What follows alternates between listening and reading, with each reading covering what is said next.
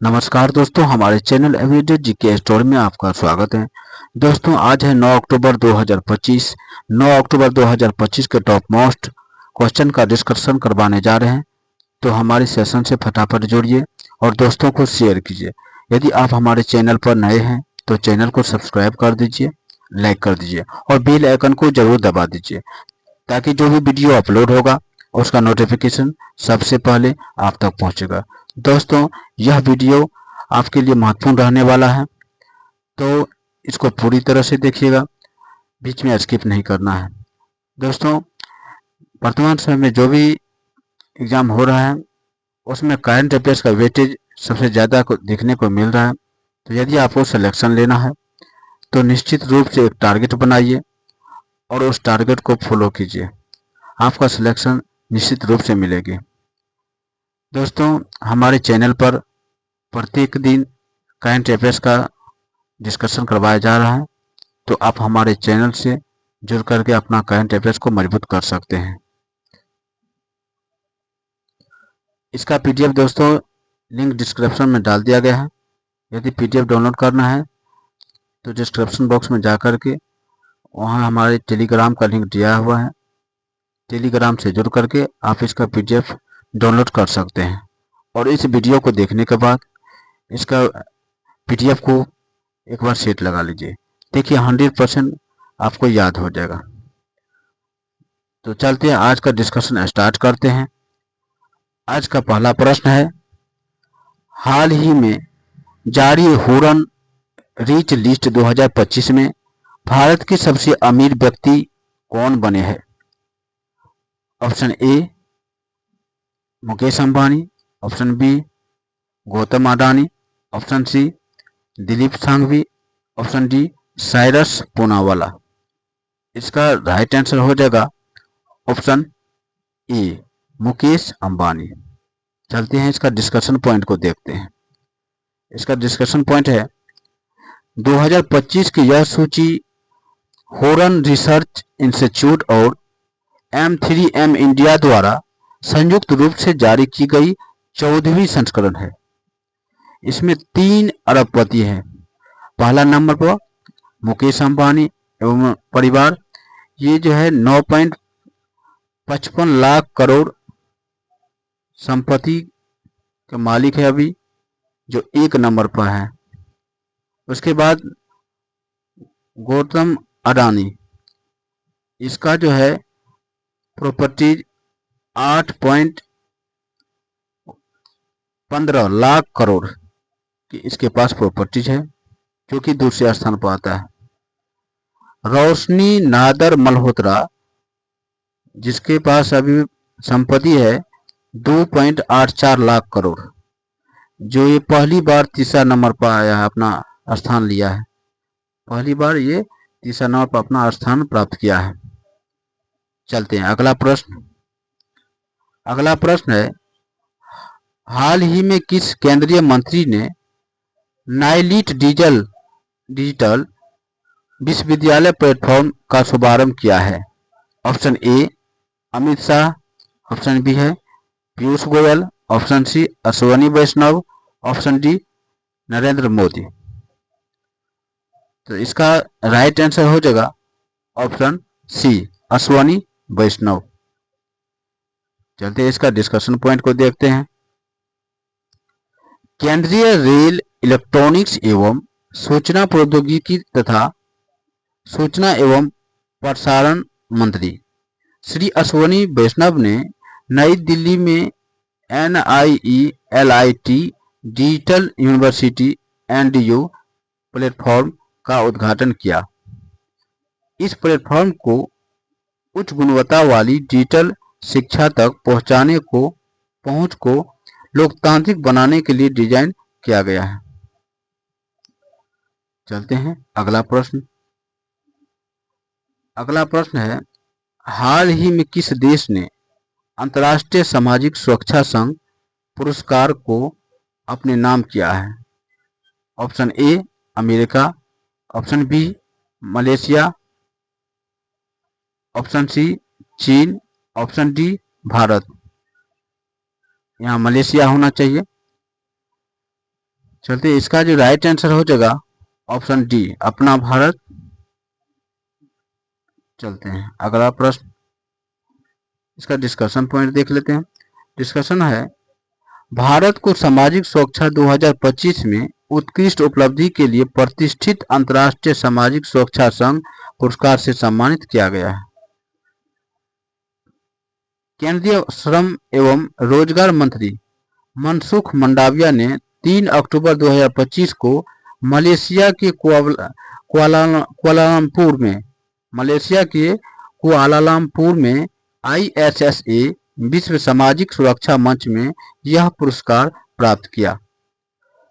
अंतर्राष्ट्रीय सामाजिक सुरक्षा संघ की स्थापना सन 1927 में सामाजिक सुरक्षा प्रशासन में उत्कृष्ट को बढ़ावा देकर दुनिया भर में गतिशील सामाजिक सुरक्षा को बढ़ावा देने के उद्देश्य से की गई थी। इसका मुख्यालय जिनेवा है। इसका मुख्यालय कहाँ है? जिनेवा है स्थित अंतर्राष्ट्रीय श्रम संगठन ILO में स्थित है। ये पॉइंट ध्यान में रखिएगा कि अंतर्राष्ट्रीय सामाजिक सुरक्षा संघ का जो स्थापना हुआ था 1927 में हुआ था। इसका मुख्यालय कहाँ है? तो जिनेवा में। चलते हैं अगला प्रश्न। अगला प्रश्न है, हाल ही में 11वां विश्व हरित अर्थव्यवस्था शिखर सम्मेलन कहाँ शुरू हुआ है? ऑप्शन ए है Dubai, option B New Delhi, option C Singapore, option D Jakarta. इसका राइट आंसर हो जाएगा ऑप्शन ए दुबई।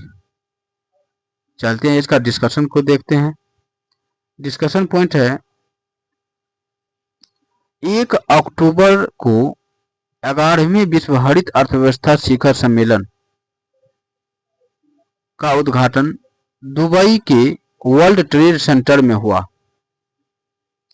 30 से अधिक देशों के 3300 से अधिक प्रतिभागी इस 2 दिवसीय सम्मेलन में भाग ले रहे हैं। इसका पॉइंट ये याद रखना है कि इसका जो है ये 1 अक्टूबर को ये कहाँ हुआ था सम्मेलन इसका? तो उसका उद्घाटन दुबई में हुआ था, दुबई में वर्ल्ड ट्रेड सेंटर में। अगला पॉइंट, यह शिखर सम्मेलन प्रभाव के लिए नवाचार हरित अर्थव्यवस्था के भविष्य को गति प्रदान करना विषय पर आयोजित किया जा रहा है।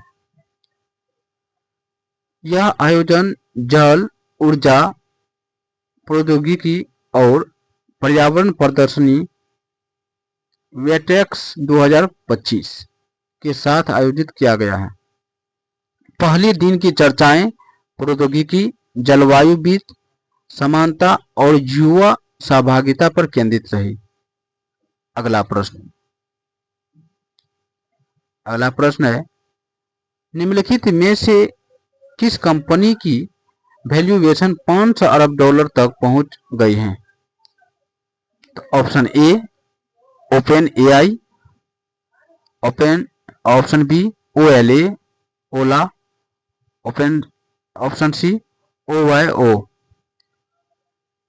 ऑप्शन डी इनमें से कोई नहीं। इसका राइट आंसर हो जाएगा ऑप्शन ए ओपन AI। इसका डिस्कशन पॉइंट देखते हैं। कृत्रिम बुद्धिमत्ता आर्टिफिशियल इंटेलिजेंस, AI का फुल फॉर्म भी याद रखिएगा, आर्टिफिशियल इंटेलिजेंस की दुनिया में एक मील का पत्थर साबित करते हुए ChatGPT के निर्माता ओपन AI ने 500 अरब डॉलर लगभग 41 लाख करोड़ के अभूतपूर्व मूल्यांकन हासिल किया है।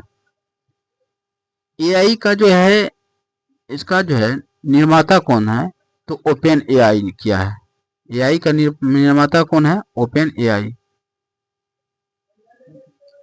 यह उपलब्धि सॉफ्टबैंक को किए गए 6.6 अरब डॉलर के सेकेंडरी शेयर बिक्री सौदे के बाद सामने आई है, जैसा कि रीटर्स ने रिपोर्ट किया। इस सौदे में ओपन एआई के वर्तमान और पूर्व कर्मचारियों ने अपने शेयर बेचे, जिससे कंपनी के तेजी से बढ़ते हुए मूल्य और राजस्व का संकेत मिलता है। चलते हैं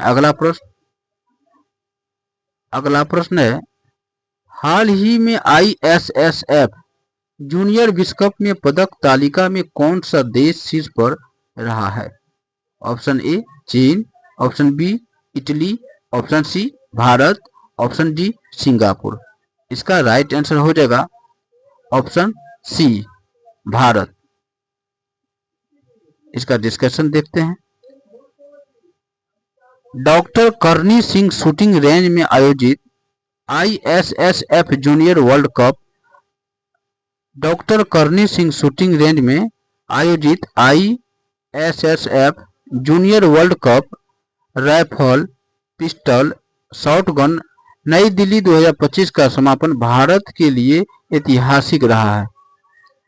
मेजबान भारत ने प्रतियोगिता का अंत पदक तालिका में शीर्ष पर रहते हुए किया। चलते हैं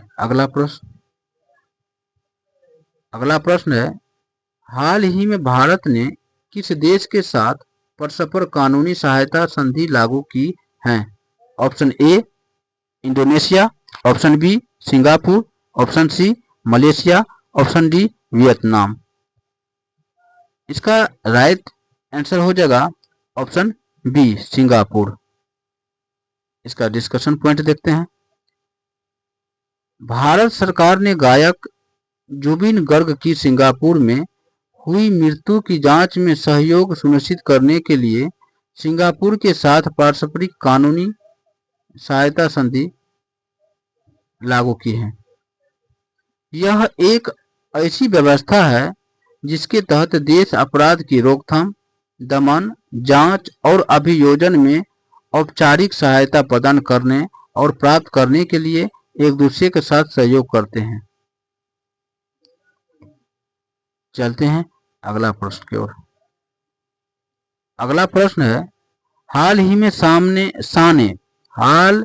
में साने ताकाइची को किस देश की पहली महिला प्रधानमंत्री चुनी गई है? Option A Indonesia, option B Vietnam, option C Singapore, option D Japan. इसका राइट आंसर हो जाएगा ऑप्शन डी जापान।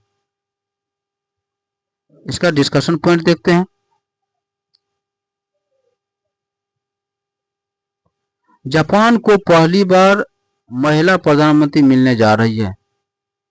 ये पॉइंट इंपॉर्टेंट है। प्रथम बार जो भी है उसको याद रखिएगा, क्योंकि वो आपको कभी बदलता नहीं है। प्रथम जो है वो हमेशा के लिए वो याद हो रहेगा, तो वो काम में आ जाएगा, क्योंकि प्रथम ही होता है, वो कभी बदलने वाला नहीं है, वो कभी भी पूछ सकता है। तो प्रथम वाले जो भी क्वेश्चन होगा उसको अच्छा से याद रखिएगा। तो जापान को पहली बार महिला प्रधानमंत्री मिलने जा रही है। सत्ताधारी लिबरल डेमोक्रेटिक पार्टी, ये पार्टी किस पार्टी से है? तो सत्ताधारी लिबरल डेमोक्रेटिक पार्टी ने पूर्व आर्थिक सुरक्षा मंत्री साने ताकाइची को नया अध्यक्ष चुना है।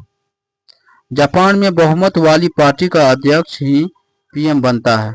ऐसे में लगभग तय है कि वह अगली प्रधानमंत्री बनेगी। ताकाइची पूर्व प्रधानमंत्री शिंजो आबे की करीबी मानी जाती है। शिंजो जापान में सबसे लंबे समय तक पीएम रहे थे। उन्हें चीन विरोधी नेता माना जाता है। चलते हैं अगला प्रश्न की ओर। अगला प्रश्न है, हाल ही में किस राज्य में रामचंद्रन संग्रहालय खुलेगा? Option A Kerala, option B Andhra Pradesh, option C Telangana, option D Karnataka. इसका राइट आंसर हो जाएगा ऑप्शन ए केरल। इसका डिस्कशन देखते हैं। केरल में ए रामचंद्रन के नाम पर नया संग्रहालय हाल ही में खोलने जा रहा है। इसका उद्घाटन 5 अक्टूबर 2025 को निर्धारित किया गया है। 5 अक्टूबर 2025 को निर्धारित हुआ है। यह संग्रहालय प्रसिद्ध चित्रकार एवं व मूर्तिकार ए रामचंद्रन। एक क्वेश्चन और भी बनता है इम्पोर्टेंट कि ये जो है ए रामचंद्रन ये किससे संबंधित है, तो ये है चित्रकार एवं मूर्तिकार है।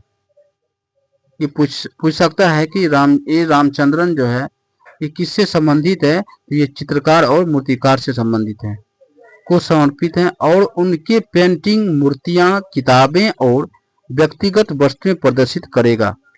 कई प्रमुख कृतियां केरल सरकार, स्थानीय संस्थाओं को हस्तांतरित की गई है ताकि वे सार्वजनिक रूप से रखी जा सके।